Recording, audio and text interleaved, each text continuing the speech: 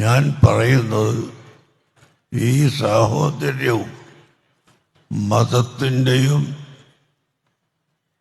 സ്നേഹത്തിൻ്റെയും പേരിലുള്ള ഒത്തുകൂടൽ ഒരു രാഷ്ട്രീയ മുതലെടുപ്പായി ആരും കരുതരുത്. ഇത് രാഷ്ട്രീയത്തിൻ്റെ ഒരു സമ്മേളനം അല്ല. ഞങ്ങൾക്ക് പ്രത്യേകമായ ഒരു രാഷ്ട്രീയവും ഇല്ലെന്ന് ഇവിടുത്തെ സുന്നത്ത് ജമാഅത്തിൻ്റെ മുഴുവൻ പ്രവർത്തകർക്കും നല്ലപോലെ അറിയാം.